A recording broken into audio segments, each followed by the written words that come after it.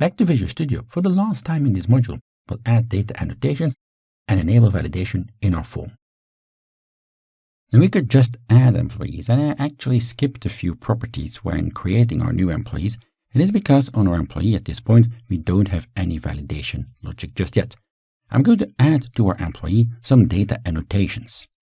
When I've added a few data annotations, we get some red squigglies. We need to bring in the correct using statement. There we go. So now I've added some data annotations on our employee type.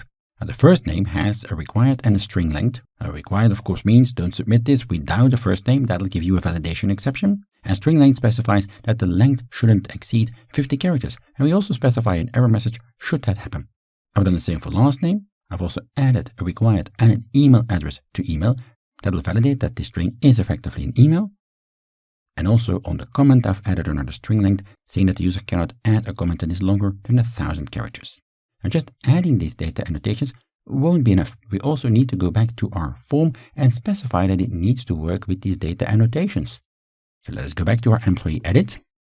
And inside of the form first, to specify that we want to work with data annotations, I need to bring in the data annotations validator. This one attaches validation support using data annotations. If you want to use another way of validation, you can do so, but then you'll have to use a custom validator. At this point, if we run things now, we won't see anything just yet. I also want to visualize my validation errors. For that, we can use the validation summary. If you know ASP.NET Core, this will be rather familiar. This will show a list of all validation errors in the form. Now I can also show validation errors right next to the violating input. For that, we get another component, the validation message component.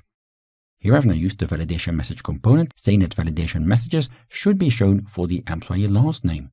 And I can do the same for the first name, for the email, and finally also for the comment. That's the other one where we did validation.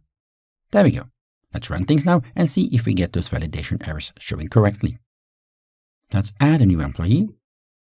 And let us simply try submitting the form without entering just any value. That'll now give me some errors. You see the validation errors showing here at the top. That is because of the validation summary. And these validation messages are showing because of the validation message component. We've now successfully added validation to our form.